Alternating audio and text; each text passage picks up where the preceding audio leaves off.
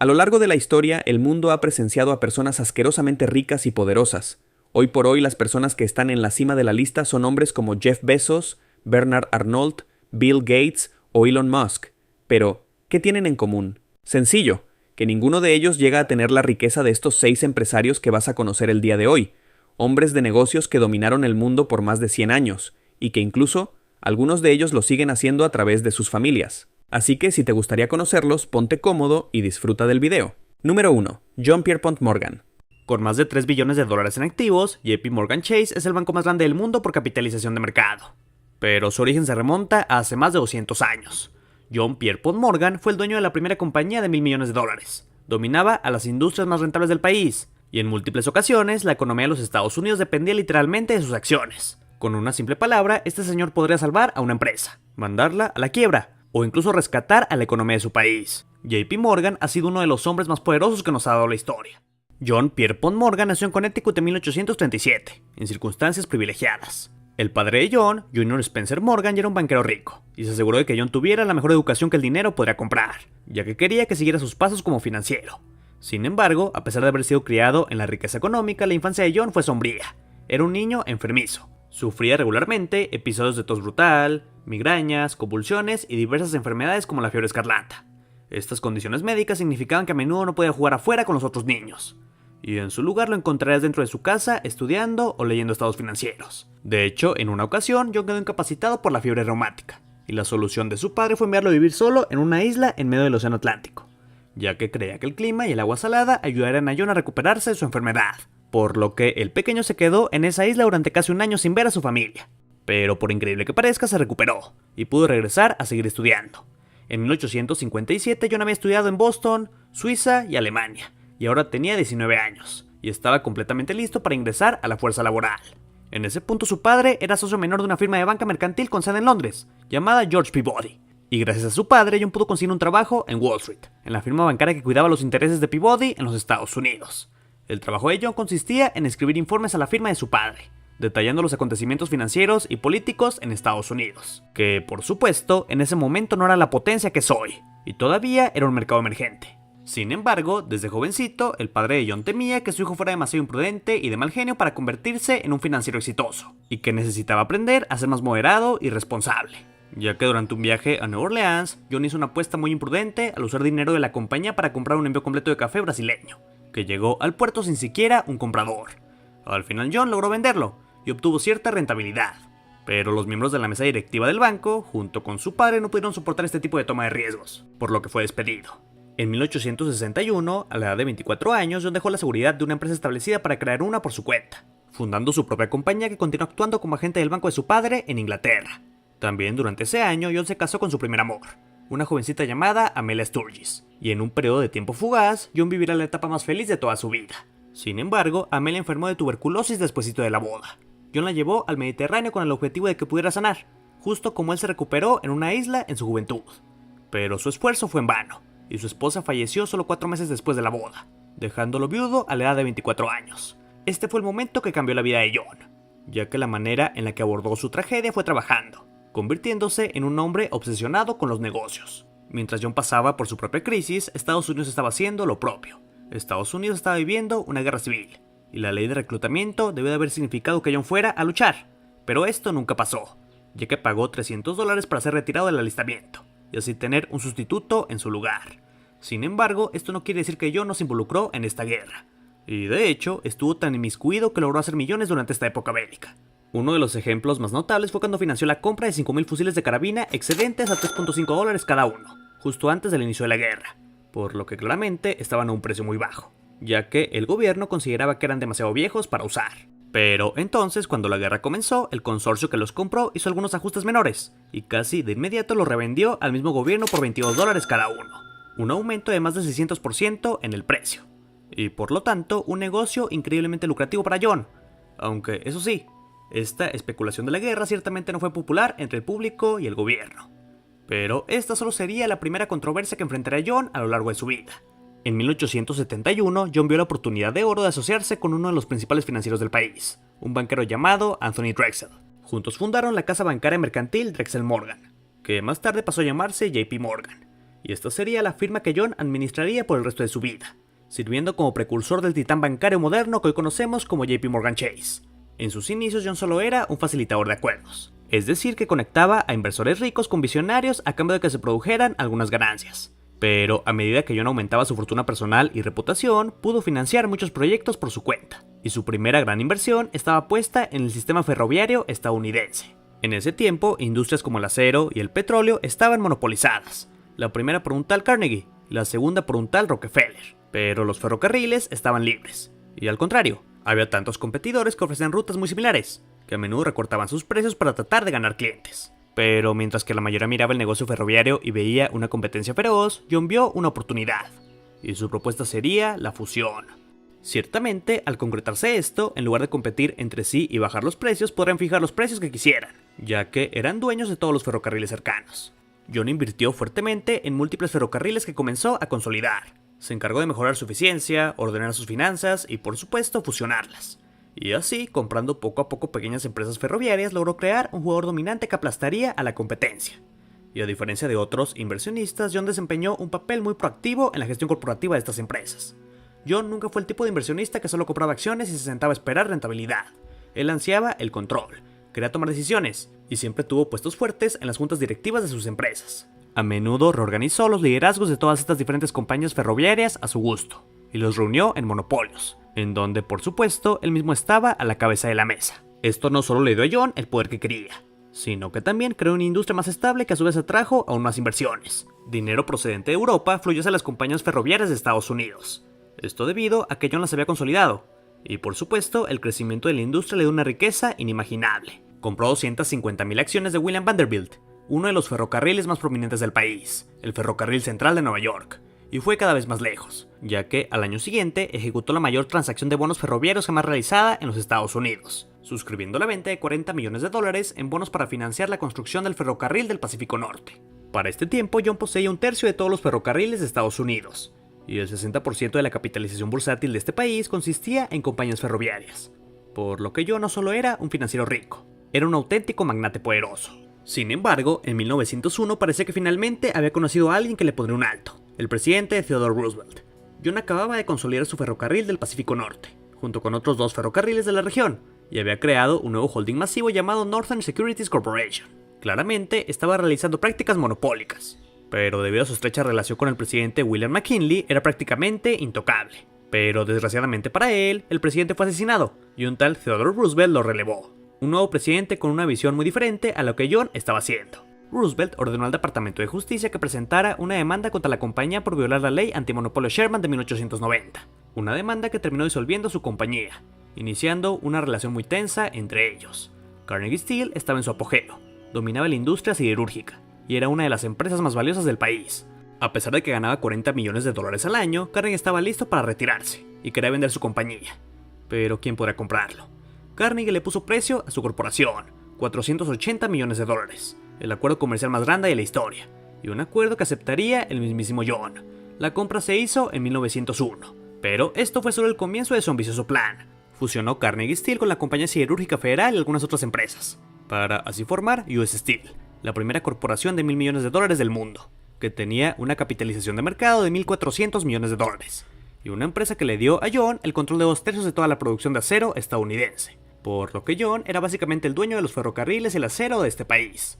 Pero esto no es lo único. John ayudó a financiar los primeros experimentos de Thomas Edison con la electricidad. Luego jugó un papel importante en la fusión de Edison Electric con sus competidores para crear General Electric. Y también influyó en la creación de lo que más tarde se convertiría en AT&T. El talento de John para combinar empresas y convertirlas en gigantes era inigualable. Pero desafortunadamente, una crisis estaba a punto de comenzar. En 1893, Estados Unidos se enfrentaba a una depresión como nunca antes había visto. Después de varias décadas de crecimiento continuo e inversiones sin control, la burbuja estalló, y la economía estadounidense se sumió en el caos. Las acciones se desplomaron, perdiendo casi la mitad de su valor. Miles de negocios cerraron sus puertas para siempre. Cientos de bancos quebraron, y las tasas de desempleo se dispararon en todo el país.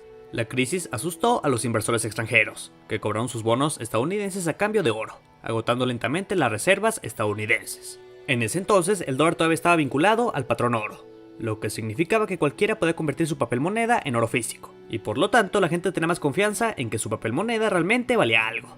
Como resultado, el gobierno estadounidense siempre mantuvo al menos 100 millones de dólares en lingotes de oro, para así poder respaldar al dólar.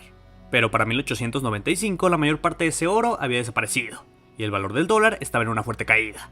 En su punto más bajo, el gobierno no tenía más que 9 millones de dólares en reservas de oro, lo que significaba que estaba en peligro de incumplir sus préstamos en cualquier momento. Y por supuesto, esto solo extendió más el pánico, teniendo un efecto dominó donde más inversores estaban sacando su dinero de los Estados Unidos, agotándose aún más las reservas. Estados Unidos no tenía un banco central en ese momento para rescatarlos, y la situación era extremadamente grave.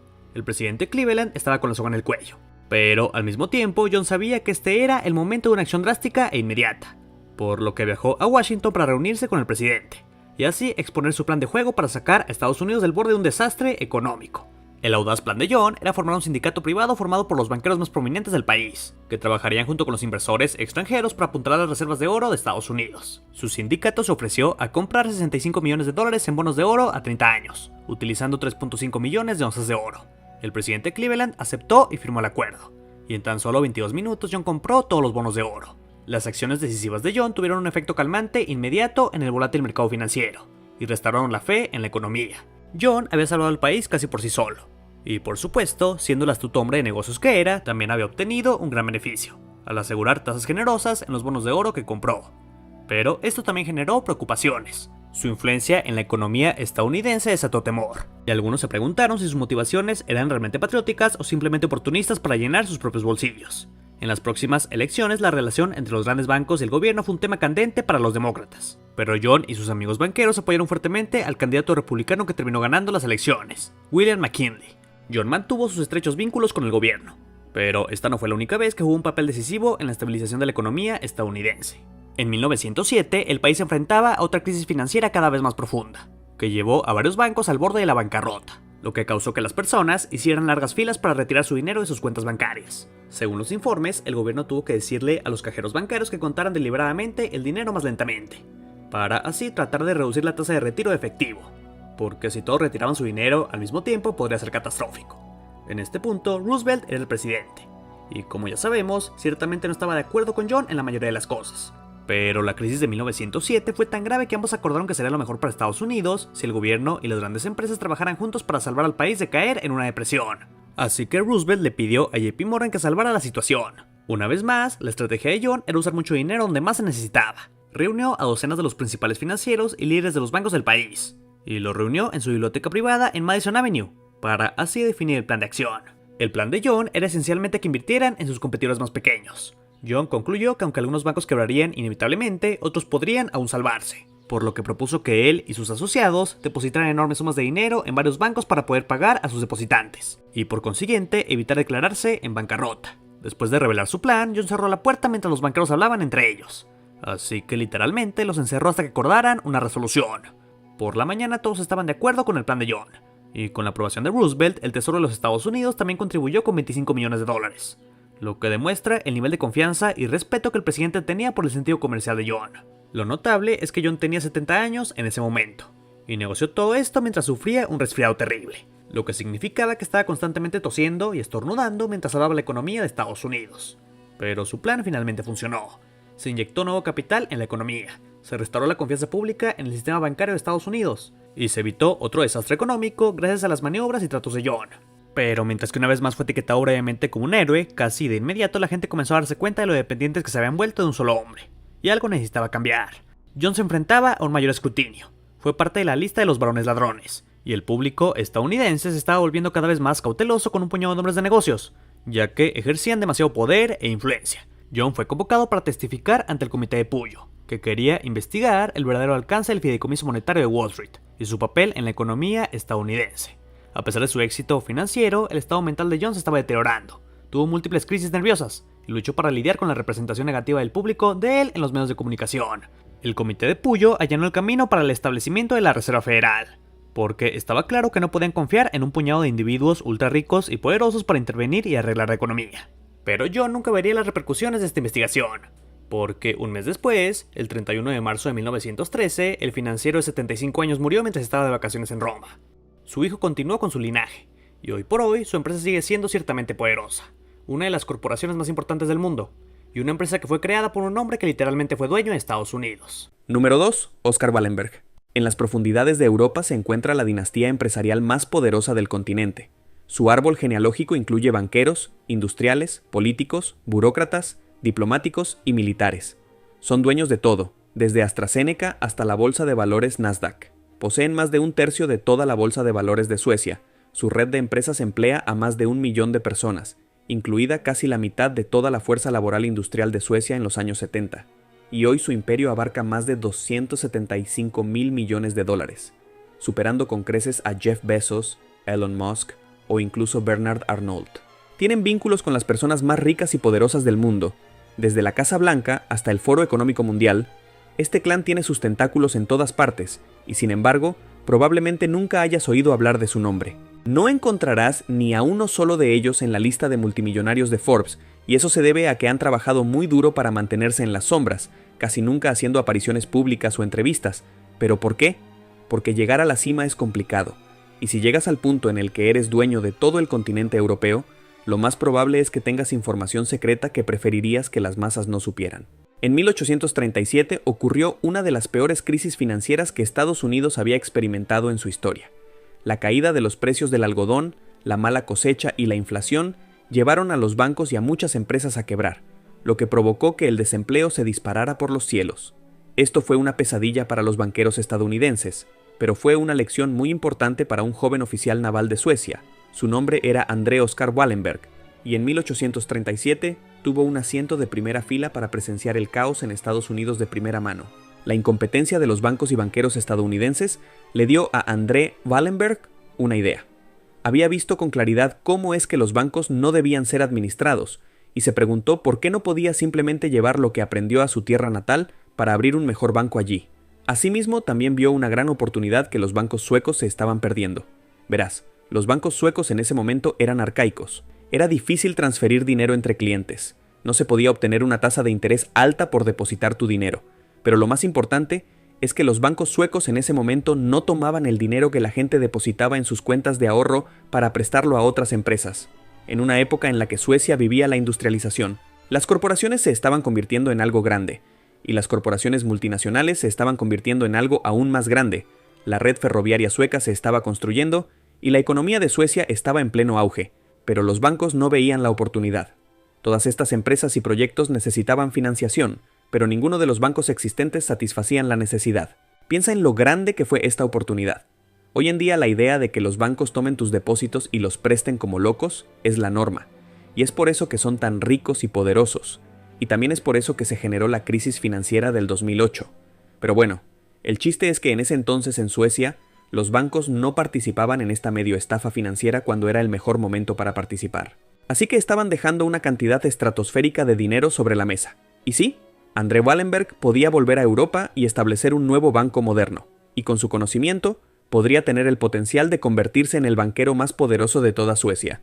Y lo mejor era que en el siglo XIX, el sector bancario era muy diferente de lo que es hoy. Hoy en día uno no decide simplemente ir y abrir un banco, ya que el sector bancario de la actualidad está tan regulado y requiere tanto capital que es casi imposible de hacer, a menos, claro, que te asocies con un banco existente o ya seas rico y poderoso para empezar. Y creo que no está de más decir que los dueños del mundo difícilmente te dejarán abrir un banco así como así, ya que los grandes bancos no quieren que nadie más abra un banco para competir. Pero afortunadamente para André Wallenberg, hace 200 años la banca era una auténtica selva. Cualquiera podía abrir un banco y comenzar a endeudar a la gente.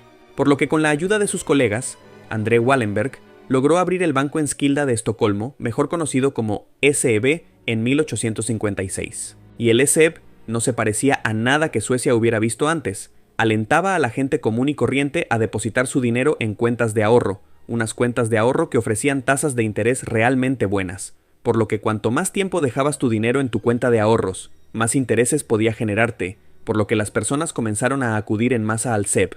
Obviamente esto suena muy normal hoy en día, pero en ese tiempo era algo que no estaba disponible para las personas promedio de Suecia, aunque eso sí, operaba igual que lo hacen los bancos de hoy en día, usando tu dinero para prestarlo a otras personas. Pero la SEB lo estaba haciendo durante el mejor momento posible para prestar dinero en Suecia, durante la industrialización, y esto para Wallenberg significó una fiebre del oro.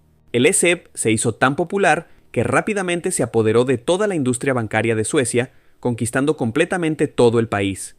De repente, Prácticamente toda la población sueca tenía su dinero con Wallenberg o estaba buscando una forma de pagar la deuda que le debía a Wallenberg, y la forma en que pagaban la deuda era trabajando para una empresa que le debía dinero a Wallenberg, por lo que este hombre se había apoderado de las finanzas de todo un país. Pero los Wallenberg no se detuvieron ahí, no querían solo prestarle dinero a todos, querían ser dueños de todo, por lo que empezaron a comprar todas y cada una de las empresas del país. De esa manera, toda la población de Suecia tendría su dinero depositado en los Wallenberg, también le deberían dinero a los Wallenberg, y para pagar esa deuda tendrían que levantarse todos los días por la mañana e ir a trabajar para una empresa Wallenberg que también le debía dinero a los Wallenberg. Este fue simplemente el último paso lógico en la esclavitud financiera de Suecia, y esto llevaría a la familia Wallenberg al 1% no solo de Suecia, sino también del mundo entero. Antes de continuar, te quería hablar de una de las mejores plataformas para invertir en México, Yo Te Presto, la empresa líder de préstamos e inversiones entre personas. En esta plataforma tienes la posibilidad de prestarle dinero a otras personas y cobrar intereses de hasta el 38.9% anual. La dinámica es muy sencilla, solo tienes que registrarte y con mi código promocional podrás ganar descuentos muy atractivos al momento de prestar y hacer crecer tu dinero. Puedes comenzar a invertir desde 200 pesos en diferentes préstamos para así reducir los riesgos, aunque la realidad es que el 96.8% de los acreditados en Yo Te Presto pagan a tiempo, ya que esta empresa es sumamente estricta con su selección de personas a las que les puedes prestar. Lo mejor es que puedes recibir mensualmente el rendimiento de tus inversiones y reinvertirlo para hacer crecer aún más tu inversión, y créeme cuando te digo que es una plataforma muy fácil de usar. Así que si te gustaría prestarle tu dinero a otras personas y recibir rendimientos altos por hacerlo, da clic en el link de la descripción y al momento de registrarte pon mi código de referidos para así obtener aún más beneficios por hacer crecer tu dinero. Sin más que decir, continuemos con esta historia. La familia Wallenberg comenzó a comprar participaciones mayoritarias de cientos de empresas suecas, y unos años más tarde, no había una empresa importante en Suecia en la que los Wallenberg no tuvieran alguna participación. Pero en 1916 se encontraron con un problema. El gobierno sueco comenzó a ver el peligro de permitir que los bancos fueran dueños de grandes empresas y que al mismo tiempo esas empresas y empleados se endeudaran con ellas, por lo que él aprobó una ley que hacía casi imposible que los bancos poseyeran acciones a largo plazo de empresas industriales. Pero los Wallenberg no se dieron por vencidos tan rápidamente. Así que para esquivar esta nueva ley, la familia Wallenberg creó Investor AB, un holding al que se le dio la propiedad total de todos los negocios que poseía su banco, por lo que esta empresa se convirtió en la administradora de las inversiones personales de Wallenberg y así continuaron reinando sobre Suecia. A la firma le fue tan bien que en la década de 1970 la familia Wallenberg empleaba a más del 40% de toda la fuerza laboral industrial de Suecia y poseía el 40% de toda la bolsa de valores del país, y no había un solo aspecto del ciclo bancario del que esta familia no se beneficiara. Pero llegó la Segunda Guerra Mundial. Con este evento los Wallenberg tenían que responder una pregunta. ¿De qué lado de la guerra se beneficiarían? ¿Los aliados o Hitler? Pero siguiendo los pasos de lo que habían hecho los Rothschild años atrás, esta familia sueca decidió jugársela por ambos. Verás, un siglo antes, los Rothschild prestaron dinero a ambos lados de las guerras que ocurrieron en el siglo XIX, y de esa manera, sin importar qué lado ganara, ambos lados se endeudaban con ellos y siempre salían ganando, y es por eso que como banquero siempre quieres jugar en ambos lados. Y esta fue una lección que los Wallenberg tomaron cuando llegó la Segunda Guerra Mundial.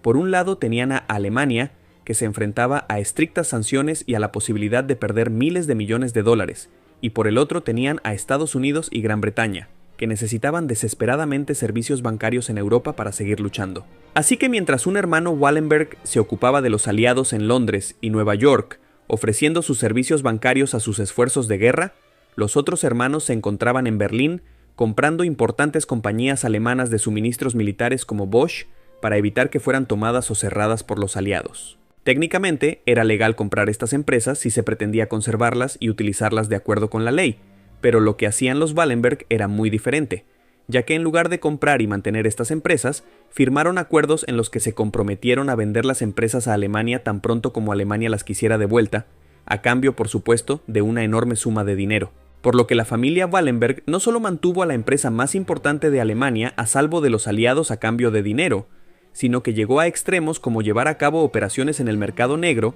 y blanquear dinero para asegurarse de poder seguir ganando dinero en ambos bandos de la guerra.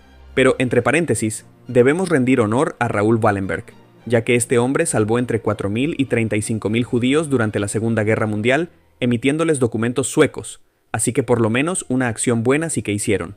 Pero lo que es verdad es que jugar a ambos lados de manera maquiavélica se volvió tan rentable para la familia Wallenberg que más de 50 años después seguían usando exactamente el mismo juego. El propio Ericsson de Wallenberg, una compañía multinacional de telecomunicaciones, negoció con ISIS para que protegiera su ruta de negocios que pasaba por Irak, obviamente pagándoles millones de dólares en sobornos. Pero quizás su mayor secreto ha sido la manera en la que han podido transmitir su riqueza de generación en generación, ya que es bien sabido que la mayoría de las familias millonarias pierden su riqueza en la tercera generación, porque ya sabes, abuelo millonario, hijo billonario, nieto pobre. Pero ¿cómo le hicieron para superar la maldición de la tercera generación? En lugar de pasar toda la fortuna de la familia Wallenberg a uno o dos hijos, la mayor parte de su dinero se ha mantenido en fundaciones familiares, mientras que docenas de herederos se ponen a cargo de diferentes fundaciones y negocios que conforman su vasto imperio.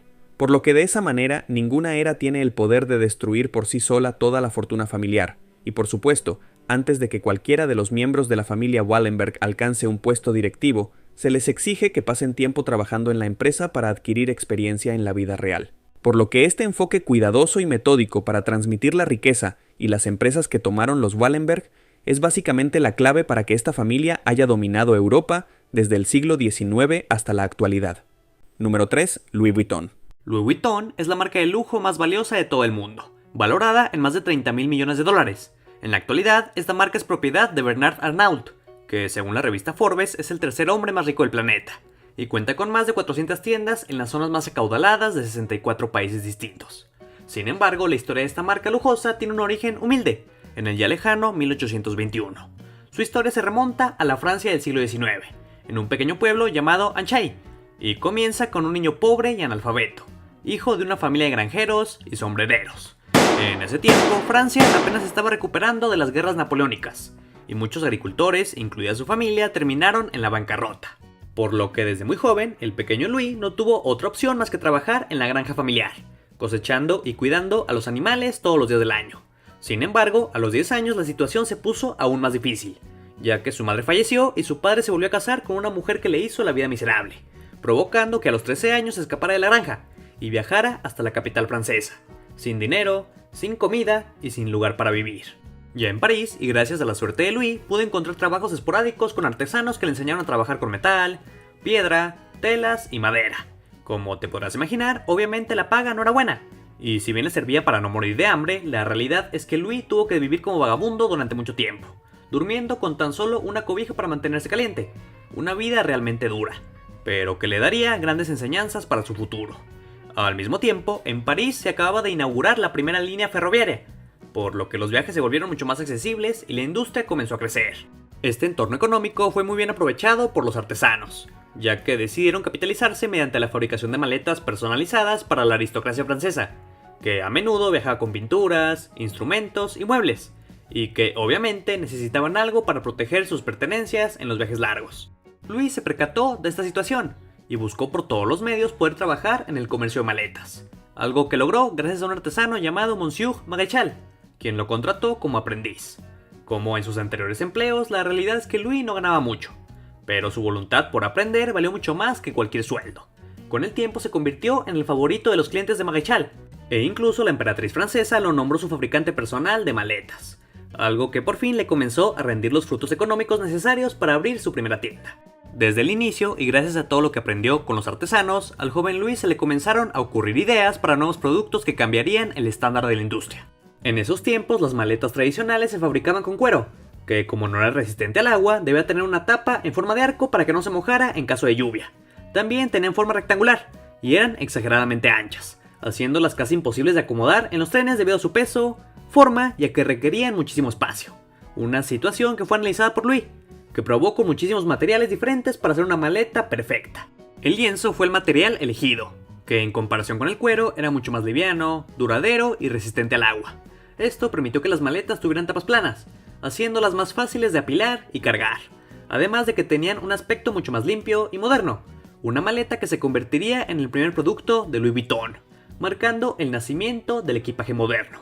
Esta maleta pronto se convirtió en un accesorio elegante e imprescindible, y Louis comenzó a hacer lo mismo con un nuevo invento, los bolsos, un producto que en un inicio no fue aceptado por la sociedad debido a que eran poco elegantes, voluminosos y poco prácticos para las mujeres, algo que Louis y el lienzo cambiarían, haciendo bolsas de diferentes estilos para que las mujeres pudieran combinarlo con diferentes atuendos, algo que generó muchísima demanda y éxito. Ya en ese tiempo, Louis Vuitton optó por estampar sus creaciones con las iniciales de su padre, retomando la tradición de los gremios en la Europa medieval, los cuales marcaban algunas piezas con sus iniciales para identificarlas, lo que sirvió como una forma de publicidad y de reconocimiento social.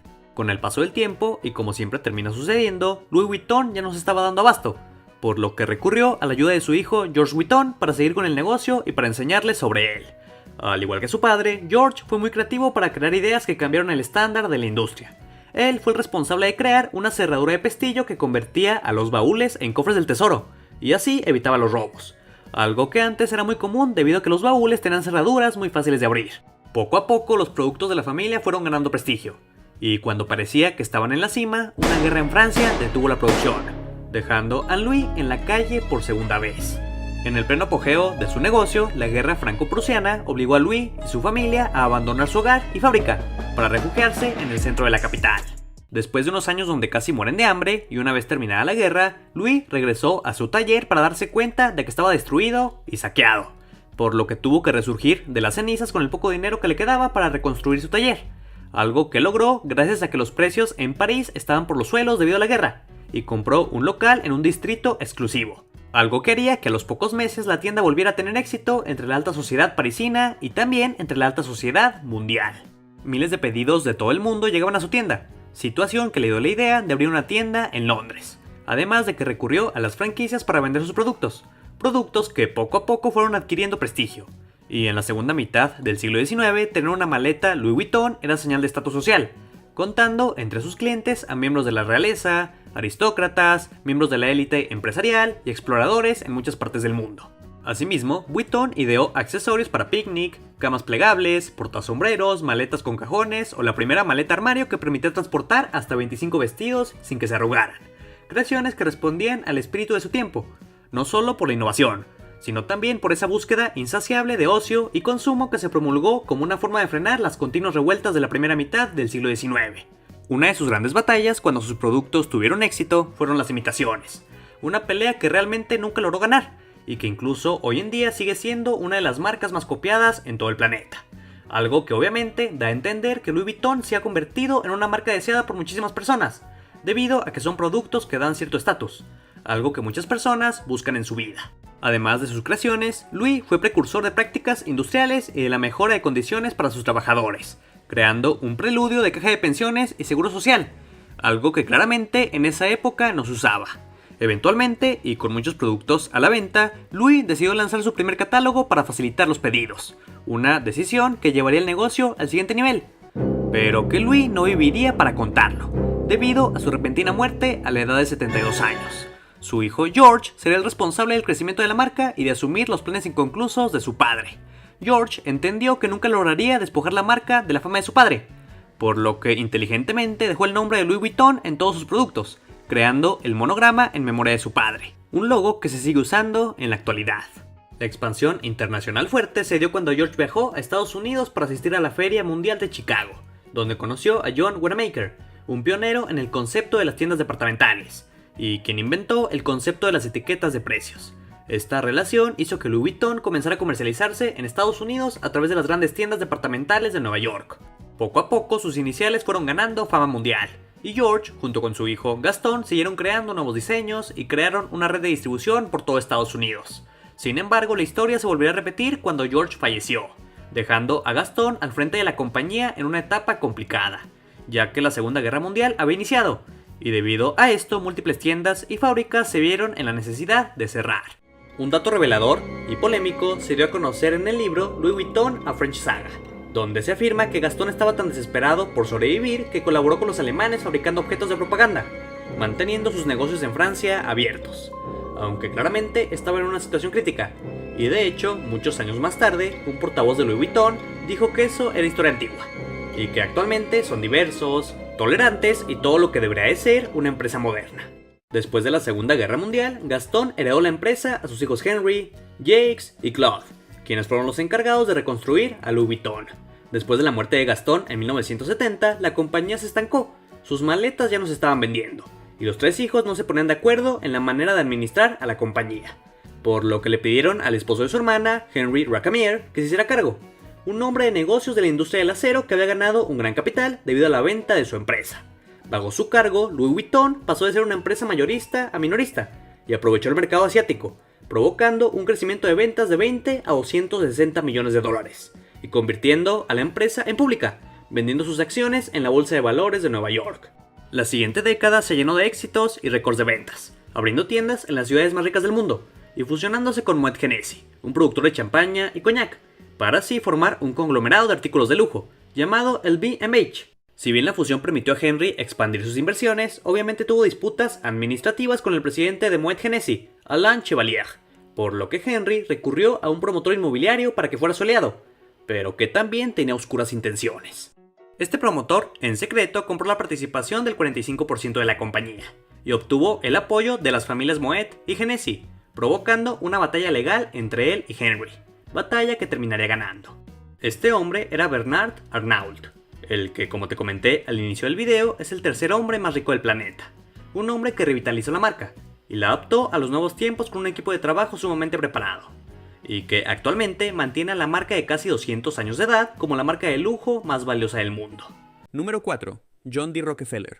La familia Rockefeller es conocida por ser la élite más poderosa y reconocida de todo el planeta, ya que sus miembros han tenido un gran protagonismo en el mundo empresarial y político de Estados Unidos.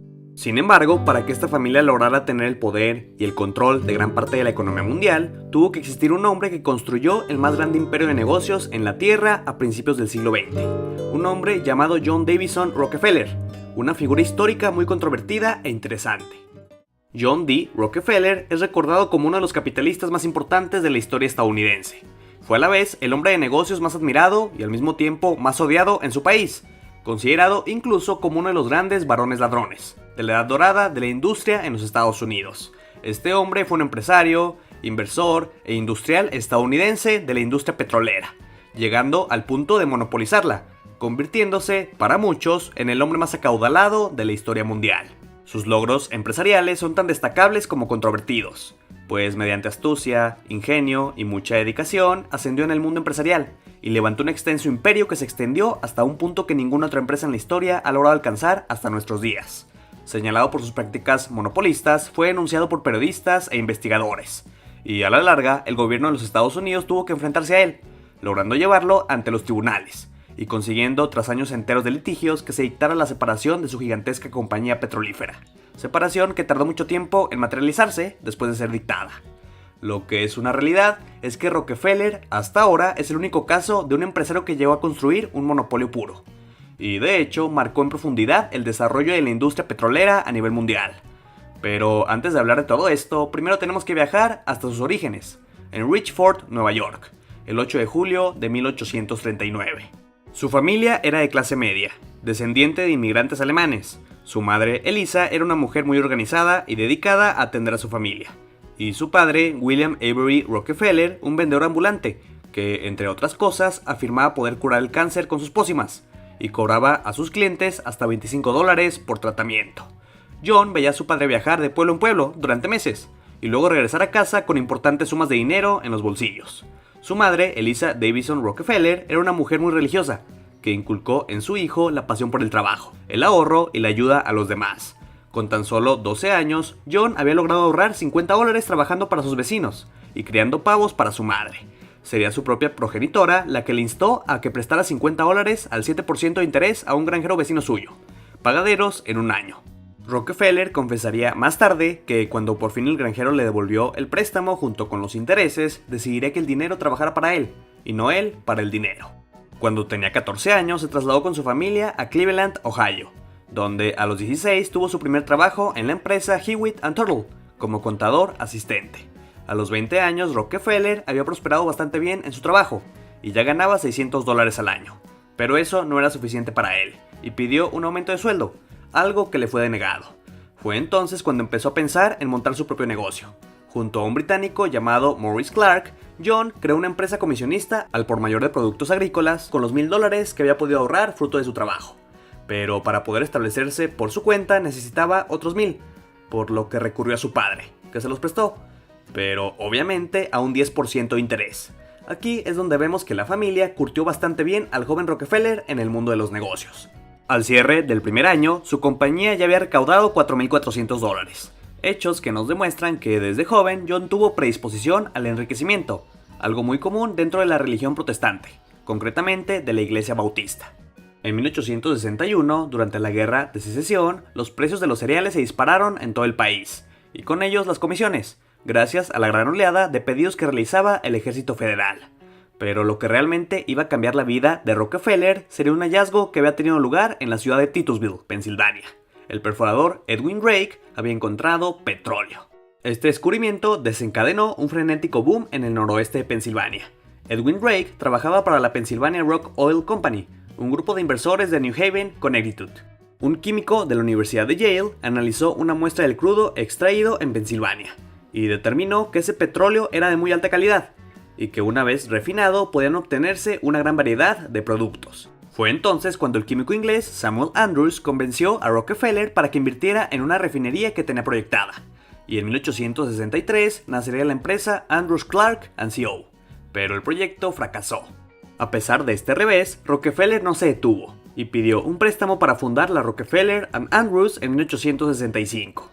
Y cabe destacar que un año antes, en 1864, John se había casado con Laura Spellman, con quien tendría 5 hijos quienes serían los sucesores de la dinastía que estaba formando su padre. Cuando acabó la Guerra Civil, Estados Unidos entraría de lleno en la era industrial, y ahí estaba Rockefeller, para aprovechar a fondo esa oportunidad. Con el desarrollo del ferrocarril y con una economía que demandaba cada vez más queroseno, Rockefeller compró a los hermanos Clark su parte de la refinería, incorporó nuevos socios y amplió el negocio. Para esto tuvo que solicitar una enorme cantidad de préstamos, pero la clave fue reinvertir todas sus ganancias en el negocio, para hacerlo aún más próspero. Además, todas las medidas que tomó resultaron muy acertadas para aumentar la eficiencia de la empresa. En 1866, John incorporó a su hermano William a la sociedad, y ambos construyeron otra refinería en Cleveland, a la que le llamaron Standard Works. John Rockefeller puso al mando de su oficina de Nueva York a su hermano William, como encargado del negocio de exportación, una parcela que con el tiempo se revelaría mucho más fructífera que el negocio a nivel nacional. Ya con un nombre dentro de la industria del petróleo, con 31 años de edad, en 1870 fundó Standard Oil, con un capital de $1 millón, y se nombró a sí mismo el presidente. El nombre de la compañía, que en español significa petróleo normal, se originó porque había muchas quejas de que el queroseno era muy peligroso e inflamable, y él se preocupó por sacar una fórmula estable, dándole una imagen estándar a su producto, que era tan demandada en ese entonces. Además, fue la primera compañía que descubrió el potencial de la gasolina para los motores. Gracias a su prestigio y a sus relaciones con diversas compañías ferroviarias, obtuvo unos precios excelentes para el transporte de sus productos, a cambio de garantizar a estas empresas unos volúmenes que no estaban al alcance del resto de sus competidores. Por ese motivo, y para evitarse problemas con la competencia, Rockefeller hizo varios intentos de crear una especie de consorcio en el que tuvieran cabida todas las refinerías de la región. Para conseguir su adhesión, ofrecía grandes descuentos en las tarifas ferroviarias, pero las que se negaban a colaborar sufrieron graves dificultades económicas, incluso hasta el punto de llegar a arruinarse. Una declaración muy famosa de Rockefeller fue la siguiente: vamos a comprar todas las refinerías de Cleveland. Les daremos a todos la oportunidad de incorporarse. Los que se nieguen se hundirán. Si no nos vendes tu propiedad, esta se hundirá. Por lo que desde este momento se comenzaban a ver sus prácticas maquiavélicas para tener un control monopólico en su negocio. La huella de la empresa se hizo más grande mediante la compra de sus competidores, no solo los más cercanos, sino también en otras regiones, persiguiendo la ambición de ser el único jugador de la industria, tanto en los Estados Unidos como en el mundo entero. En menos de 4 meses, la empresa del magnate había absorbido a 22 de sus 26 competidores, en una operación que ha pasado a la historia como la masacre de Cleveland. Y fue hasta ese momento cuando el millonario sintió tanto el rechazo de la población como el de la prensa, que le reprocharon esas prácticas empresariales poco éticas. En 1890, el Congreso aprobó la ley Sherman antimonopolio, y la Standard Oil Company fue declarada un monopolio ilegal.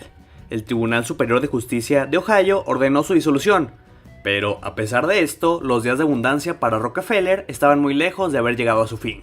Como siempre, un paso adelante, Rockefeller había disuelto la corporación en empresas más pequeñas, y permitió que cada una de estas propiedades, bajo su tutela, fuera manejada por otros ejecutivos, por lo que la jerarquía global de Standard se mantuvo intacta, aunque las decisiones eran tomadas por una junta directiva, y Rockefeller mantenía el 30% de las acciones de todas ellas, por lo que su fortuna también se mantuvo intacta, e incluso se incrementaría en los años siguientes. Apenas 9 años después de que la gran compañía se rompiera en más de 35 pedazos a causa de la legislación antimonopolio, las piezas se volvieron a juntar de nuevo en un holding en 1911. Sin embargo, la Corte Suprema de Estados Unidos declaró que esta nueva entidad violaba la ley antimonopolio Sherman, por lo que fue obligada a disolverse de nuevo. Las ambiciones monopolísticas de Rockefeller, fundadas en su deseo por superar a cuanto industrialista hubiera en Estados Unidos, lo convirtieron en una persona despiadada, que exigía mucho de las personas que trabajaban para él. Se dice que en esa época las condiciones del trabajador promedio de la Standard Oil eran muy precarias y se consideraban como víctimas de explotación. De ahí del que muchos aún consideren a John D. Rockefeller como un malvado, o ese tipo de empresario que no debería existir. En la cima de su poder y riqueza, la salud de Rockefeller empezó a decaer, y a los 53 años, aquejado de diversas dolencias digestivas, dejó a un lado la actividad empresarial, limitándose a dedicar su tiempo única y exclusivamente a incrementar su riqueza con diversas inversiones. A partir de aquel momento, y con la ayuda del clérigo baptista Frederick Taylor Gates, impulsó un gigantesco sistema filantrópico, que culminaría con la creación de la Fundación Rockefeller. Sus proyectos abarcaron la construcción de universidades, centros de investigación médica e incluso donó más de $500 millones para obras benéficas. John Davison Rockefeller murió a los 97 años de edad, siendo considerado el creador de la industria petrolera tal como se le conoce hoy en día. Y de hecho, las grandes compañías actuales como Exxon, Chevron o ConocoPhillips descienden de la Standard Oil Company, creada por el magnate, y varias de ellas siguen siendo controladas por la familia. Este hombre es considerado como el hombre más acaudalado de la historia mundial, y es el fundador de la mítica familia de millonarios que aún persiste hoy en día, con su mismo apellido y poder económico. Un hombre que podría definirse sin escrúpulos, pero que sin heredar nada logró crear un emporio, y una de las dinastías familiares más poderosas de todo el planeta. Número 5. Nathan Mayer Rothschild. Hola, mi nombre es Jacob Rothschild. Mi familia posee $300 billones. Somos dueños de casi todos los bancos del mundo. Hemos financiado a ambos lados de casi todas las guerras desde Napoleón Bonaparte. Somos dueños de tus noticieros, los medios, tu gasolina y tu gobierno. Y probablemente nunca has oído hablar de mí.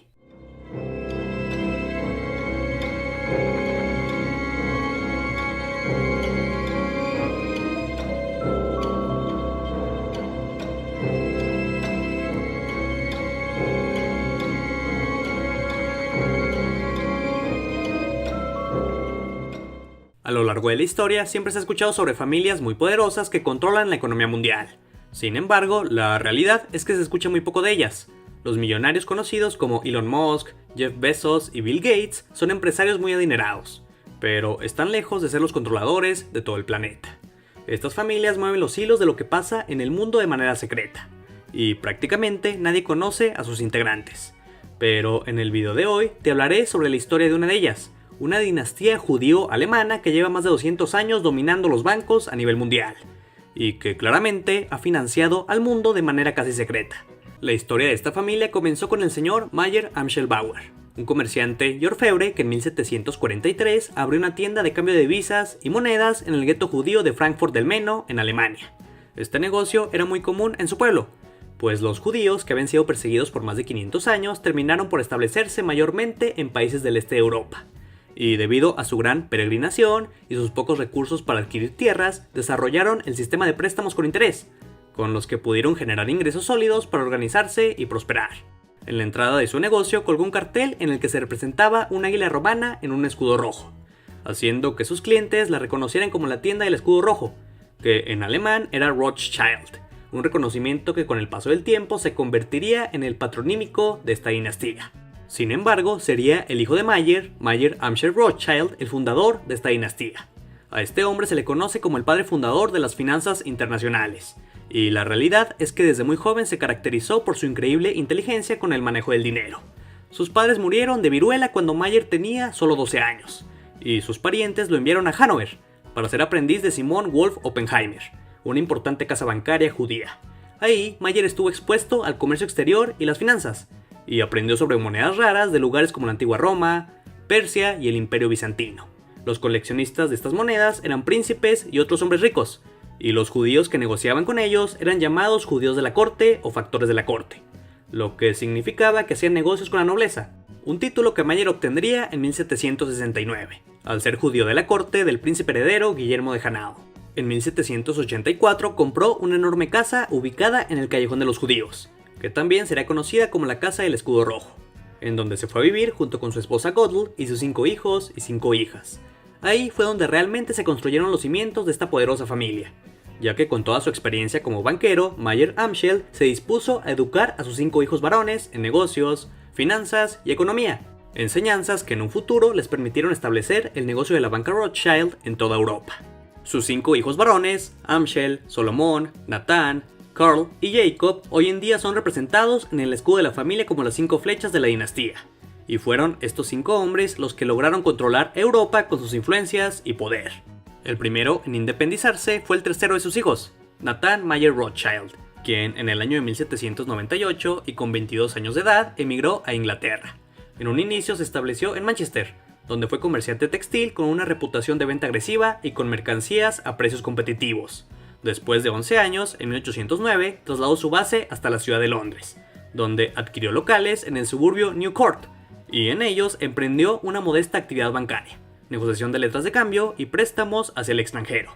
Pero la realidad es que su negocio más brillante llegaría en 1814, cuando él y sus hermanos fueron comisionados por el gobierno británico para recaudar los fondos necesarios para Gran Bretaña y sus aliados para derrotar al emperador Napoleón.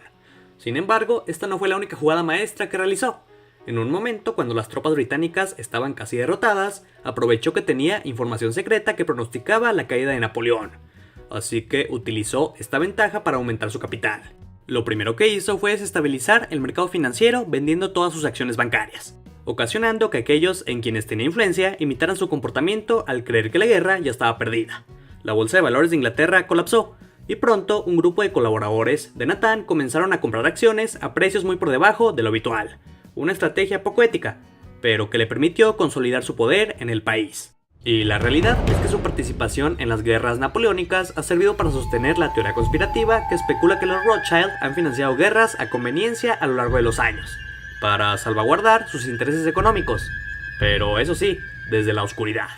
Como pudiste notar, Nathan fue el primer hermano de la dinastía en tener éxito como banquero, y esto hizo que sirviera como ejemplo para sus hermanos. En 1812, James, el más joven, estableció una casa bancaria en París. Salomón se estableció en Viena en 1820, donde la familia ya estaba activa en las finanzas imperiales. Y por último, con el fortalecimiento de los intereses imperiales de Austria en Italia, Karl estableció negocios financieros en Nápoles, dejando a Amschel, el mayor de los 5 hijos de Mayer Amschel, dirigiendo el Banco de Frankfurt. Con los 5 hijos controlando entidades bancarias en 5 ciudades clave de Europa, el grupo bancario continuó con sus negocios internacionales, pero se convirtió cada vez más en un agente de valores gubernamentales, en acciones de compañías de seguros y en acciones de empresas industriales. Así, la familia se adaptó con éxito a la revolución industrial y participó en el crecimiento económico en toda Europa con sus inversiones ferroviarias, carboníferas, siderúrgicas y metalúrgicas, así como inversiones en oro, que era con el que se respaldaban casi todas las monedas del mundo. Así que tener grandes reservas del metal les permitía aumentar su poder y seguir expandiéndose. Durante más de un siglo, desde 1818, con un préstamo de 5 millones de libras al gobierno prusiano, la recaudación de fondos para los gobiernos en todo el mundo mediante la emisión de bonos constituyó el principal núcleo del negocio de la familia Rothschild. De igual manera, la familia no solo tenía poder en Europa, ya que estuvo directamente involucrada en la independencia de Brasil de Portugal a principios del siglo XIX. Tras un acuerdo, el gobierno brasileño acordó pagar una compensación de 2 millones de libras esterlinas al Reino de Portugal, para que aceptara la independencia del Imperio de Brasil, una suma que fue prestada por los Rothschild, lo que abriría las puertas a esta familia en Latinoamérica, y mostraría una vez más que esta dinastía buscaba siempre involucrarse en asuntos políticos importantes. Otro dato de suma relevancia acerca de esta familia es que antes de morir, el fundador de la dinastía, Mayer Rothschild, dejó instrucciones estrictas a sus herederos sobre cómo debían manejar las finanzas familiares. Quería mantener la fortuna dentro de la familia, y como tal, su testamento delineó un rígido sistema de sucesión patrilineal, por el cual el título y la propiedad solo podían pasar por línea masculina, y las descendientes femeninas estaban excluidas de cualquier herencia directa. Y como te podrás imaginar, esto tuvo el efecto de fomentar los matrimonios entre miembros de la familia.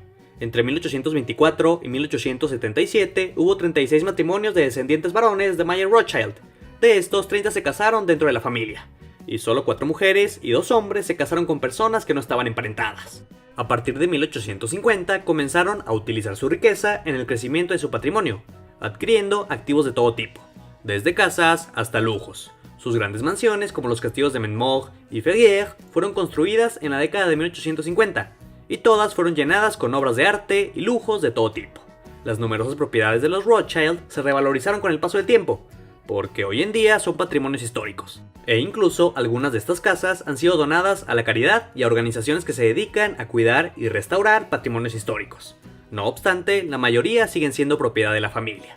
Con la muerte del barón Jacob Rothschild en 1868, la generación de los 5 hermanos había llegado a su fin, y daba el paso a la nueva generación de líderes de la Casa del Escudo Rojo. La industrialización de Europa trajo nuevas oportunidades de negocio. Los Rothschild franceses tuvieron un gran interés por la extracción de metales básicos, en particular el cobre y el níquel, y los Rothschild ingleses respaldaron a nuevas empresas para buscar fuentes minerales en todo el mundo. Esta familia también invirtió en la minería de piedras preciosas, sobre todo en África e India, y también se desenvolvieron en el negocio de los campos petroleros en Bakú y Batum, al suroeste de Rusia. Además de los negocios, en 1895, Edmond de Rothschild, hijo menor del barón James, fue un defensor del sionismo, una ideología política que apoyaba el establecimiento de un estado para el pueblo judío, preferentemente en la antigua tierra de Israel.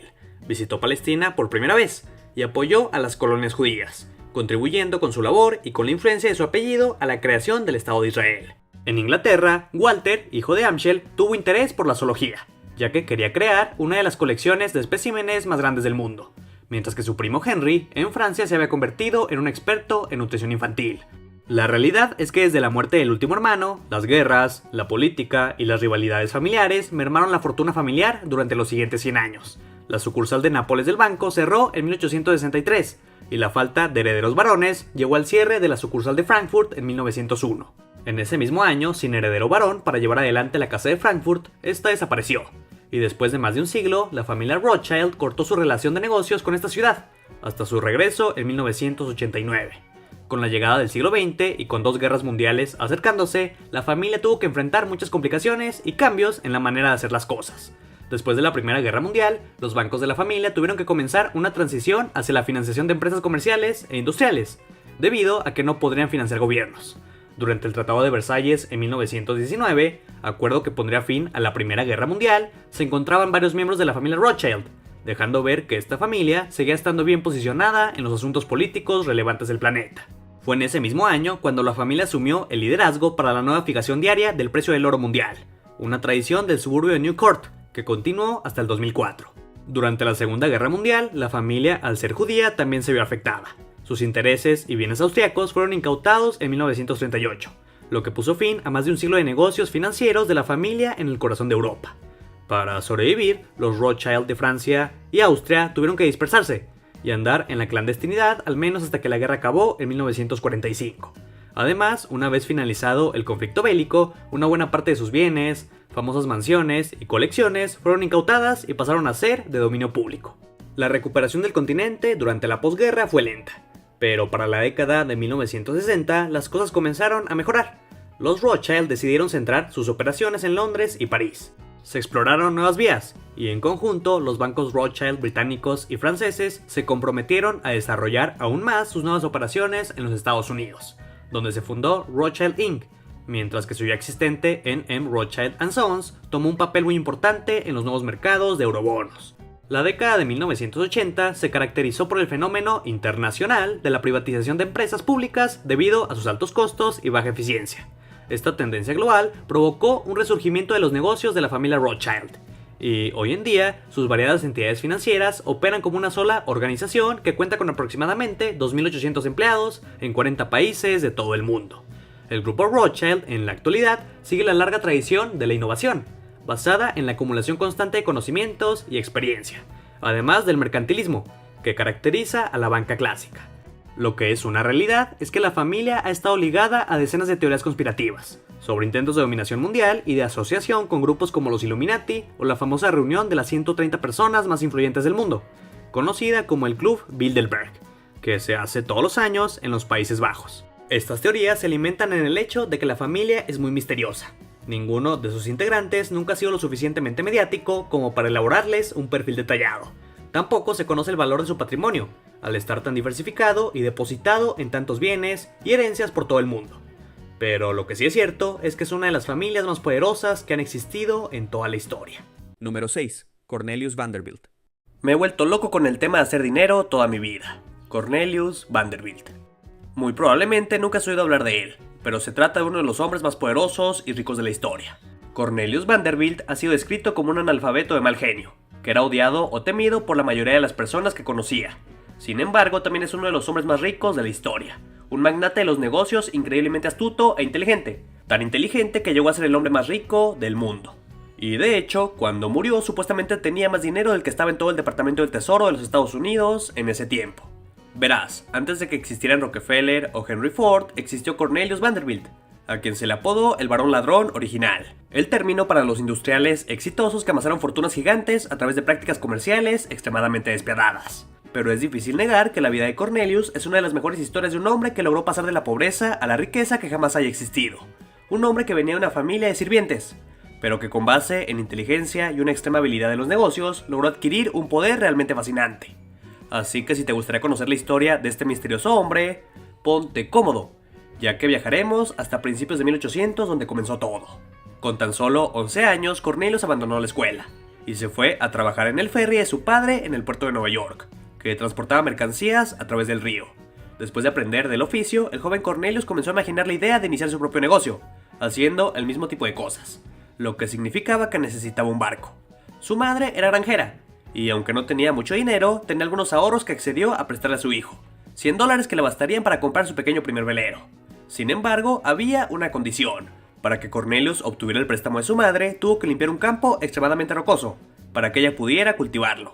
Algo que sin pensarlo aceptó, pero más temprano que tarde se dio cuenta de que quitar tantas rocas del campo le llevaría bastante tiempo. Fue entonces cuando comenzó a desarrollar sus habilidades de liderazgo para convencer a otros niños locales para que lo ayudaran con el trabajo, y a cambio prometió que obtendrían viajes gratis en su nuevo bote. Juntos despejaron el campo, por lo que su madre le dio el préstamo de $100, y Cornelius compró su primer bote a la edad de 16 años, un bote con el que comenzó a transportar carga y pasajeros entre Staten Island y Manhattan. Por supuesto, había mucha competencia de otros propietarios de barcos que hacían lo mismo, pero la estrategia de Vanderbilt era ofrecer las tarifas más baratas del mercado, para acabar con sus competidores. Rápidamente se ganó una reputación por sus servicios de ferry confiables y asequibles. Y aquí está el punto clave de su historia. Después de juntar el dinero necesario para pagarle a su madre, comenzó a reinvertir absolutamente todas las ganancias en su negocio, dando como resultado que pudiera comprar otro barco, y luego otro barco, y luego otro. Este fue básicamente su modelo capitalista para el éxito. Un modelo que realmente no es tan diferente a como Jeff Bezos construyó Amazon, a como Bill Gates construyó Microsoft, o a como Carlos Slim construyó sus empresas de telecomunicaciones. Inicialmente vives con poco dinero y reinviertes todas las ganancias comerciales en tu negocio, para así tener un mayor crecimiento a futuro, y repetir la fórmula una y otra vez hasta construir tu imperio. Y debido a que Cornelius trabajó tan incansablemente y cuidó mucho sus finanzas, no pasó mucho tiempo antes de que tuviera una flota completa de barcos que transportaban personas y mercancías a través de una variedad de rutas diferentes, y la gente comenzó a apodarlo el Comodoro. Pero luego, gracias a la guerra de 1812 entre Estados Unidos y Gran Bretaña, Cornelius logró un éxito aún mayor, ya que el gobierno estadounidense le otorgó un contrato lucrativo para ayudar a transportar soldados en sus barcos, por lo que su negocio no paraba de crecer. Sin embargo, de alguna manera, a pesar de trabajar tantas horas, a la edad de 19 años, Cornelius encontró tiempo para casarse con su prima, y para luego tener 13 hijos con ella, aunque realmente sería mucho mejor empresario que padre de familia, ya que se dice que Cornelius descuidó tanto a su esposa como a sus hijos, y tuvo una vida familiar muy infeliz. De hecho, incluso en un momento dado tuvo a su esposa internada brevemente en un manicomio, y unos años más tarde también envió a uno de sus hijos a un manicomio, simplemente porque tenía ataques epilépticos, que Cornelius vio como un signo de debilidad y trastorno mental, demostrando que era un hombre con un carácter complicado. Pero volviendo a su mundo de los negocios, su empresa estaba en auge, y a finales de la década de 1820, Cornelius había ideado una manera de llevar su negocio a otro nivel: los barcos de vapor. Él sabía que la tecnología de este tipo de barcos era mucho más eficiente que los barcos que había estado usando, por lo que comenzó a invertir fuertemente en la compra de su nueva flota, y una vez más usó las tácticas que tenía con sus veleros, inicialmente socavando a cada competidor para tener los precios más baratos, y así robarles a todos sus clientes, incluso ofreciendo algunos viajes en barco gratis. Para Cornelius no importaba si tenía pérdidas en cada viaje, porque su lógica era simple. Siempre que tuviera más dinero que sus competidores, podría llevarlos rápidamente a la bancarrota tomando a todos sus clientes. Y luego, una vez que estuvieran fuera del negocio, subieran sus propios precios a niveles más sostenibles. Estas tácticas despiadadas y cuestionables éticamente, de hecho, llevaron a la bancarrota a varios otros dueños de barcos. Pero en muchos casos, Cornelius simplemente compraba sus negocios a un precio reducido, una vez que sus competidores se daban cuenta de que no pueden hacer nada para competir con sus precios. Incluso también hubo algunas compañías de barcos de vapor más grandes que simplemente le pagaron a Cornelius una suma estratosférica de dinero para abandonar el área, y así no competir en las mismas rutas comerciales, ya que para ellos era más barato pagarle a Cornelius que tratar de competir con sus precios bajos, por lo que su negocio siempre terminaba triunfando, ya que el dinero que ganaba con este tipo de negocio siempre lo usaba para crecer su flota, aumentando su poder y riqueza económica. Para Cornelius ganar dinero era un simple juego, y siempre estaba decidido a ganar. Sin embargo, incluso a medida que la riqueza de Cornelius crecía, la élite adinerada siempre lo consideraría un extraño. Su falta de educación escolar no ayudaba, ya que Cornelius tenía muchos problemas para escribir correctamente, y la forma en que se veía y hablaba ciertamente no era como la mayoría de la clase alta de su época. Pero la realidad es que Cornelius siempre usó sus comienzos y origen a su favor, ya que anunciaba sus barcos como The People's Line, es decir, los barcos accesibles y asequibles para la gente común y corriente. Como te podrías imaginar, como todo millonario, Cornelius nunca logró estar 100% satisfecho con lo que tenía, y siempre buscó generar más y más dinero, por lo que en 1849 encontró su próximo negocio, la fiebre del oro de California. Verás, durante esta época muchísimas personas se hicieron ricas, pero al contrario de lo que te podrías imaginar, los que realmente crearon riquezas fueron los que vendían picos mineros, no precisamente los que buscaban oro, ya que la demanda superaba la oferta.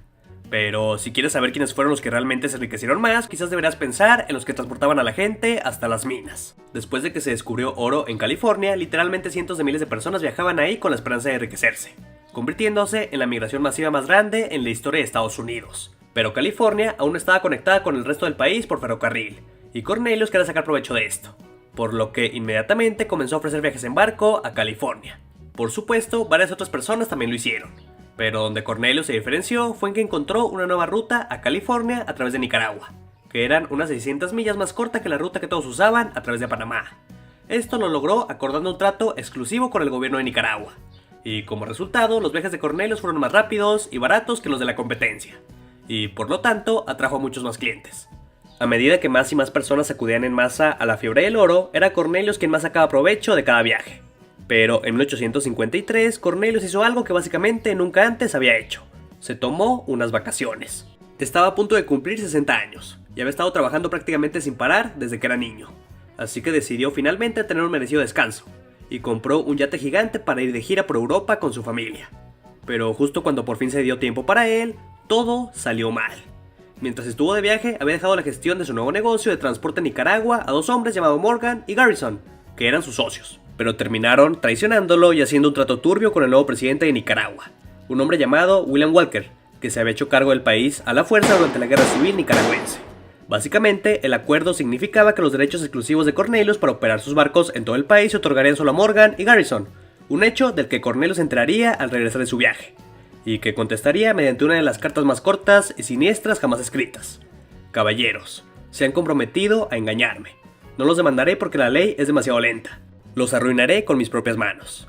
Atentamente, Cornelius Vanderbilt. Y esto es exactamente lo que hizo. Cornelius inmediatamente instaló otra compañía de tránsito cerca, y usó su clásico truco de ofrecer precios ridículamente bajos para robar clientes. Luego se negó a transportar pasajeros hacia o desde Nicaragua para crear un bloqueo en el país. También convenció a los países vecinos de no reconocer al nuevo gobierno de Walker, y finalmente financió una guerra para derrocar por completo al nuevo gobierno de Nicaragua. Así que básicamente, como había dicho Cornelius en su carta, había arruinado por completo a quienes se habían cruzado con él, demostrando que su poder era tan grande que podía crear hasta guerras. Para este punto, Cornelius tenía casi 60 años, una edad en la que la mayoría de los empresarios buscan retirarse y vivir una vida más tranquila. Pero este no era el caso de Cornelius, ya que estaba a punto de monopolizar una industria completamente diferente. Al igual que cuando había identificado los barcos de vapor como la próxima tecnología revolucionaria, ahora su mira estaba en los ferrocarriles.